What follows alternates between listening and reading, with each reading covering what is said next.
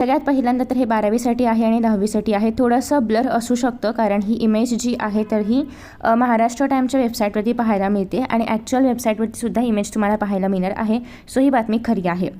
आता याच्यामध्ये बघा, लेखी परीक्षा जी आहे 12वीची तर ती 10 फेब्रुवारी तर ते 18 मार्चपर्यंत असणार आहे. 10 फेब्रुवारीपासून 18 मार्चपर्यंत असणार आहे. मागच्या वर्षी पण 11 फेब्रुवारी 10 फेब्रुवारीच्या आसपासच परीक्षा सुरू झाली होती. आणि याच्यामध्ये पुढे आपल्याला बघायला मिळते की आता 10वीच्या ज्या काही परीक्षा असणार आहेत तर त्या असणार आहेत 20 फेब्रुवारीपासून 18 मार्चपर्यंत. सो हे 10 फेब्रुवारी ते 18 मार्च आहे आणि हे 20 फेब्रुवारी ते 18 मार्च आहे. खरं तर गेली 2 वर्ष जे आहे तर त्या परीक्षा लवकर होत आहेत. याच्या आधी 10वीची परीक्षा चालूच व्हायची मार्च महिन्यामध्ये, पण आता मात्र हे चालू होते 20 फेब्रुवारीपासून.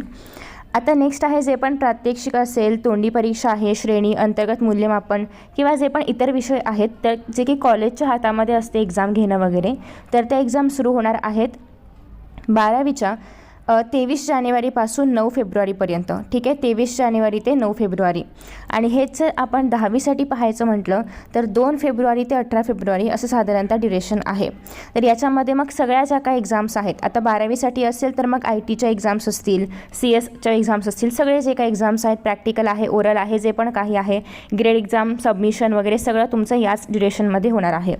आणि सेम फॉर 10th स्टँडर्डसाठी असेल तर मग आपल्याकडे शारीरिक शास्त्र आहे, आरोग्यशास्त्र आहे किंवा इतर चाचणी परीक्षा असेल, चाचणी म्हणजे जे पण इंटरनल्समध्ये होतात, तोंडी असेल, काही लिहायचं आहे, काही सबमिशन आहे वगैरे, हे सगळं तुमचं 2 ते 18 फेब्रुवारीच्या दरम्यान होणार आहे. ठीक आहे. सो आय होप की तुम्हाला डेट्स कळलेल्या आहेत. म्हणजे साधारणतः याच ड्युरेशनमध्ये एक्झाम असते. फक्त कुठला पेपर कधी असणार आहे हे तुम्हाला अजून बोर्डाकडून ॲक्च्युअल टाईम टेबल यायचं आहे.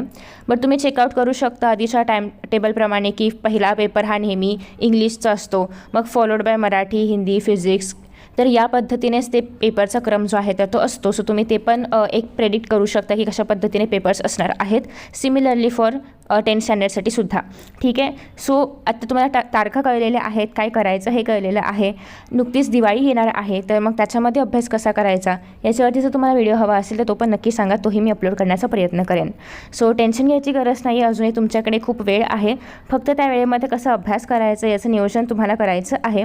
आणि आय होप की तुम्हाला या व्हिडिओमधून थोडंफार एक तारखा काय आहेत वगैरे हे क्लिअर झालं असेल. Thank you so much for watching this video and see you in the next video. Bye bye.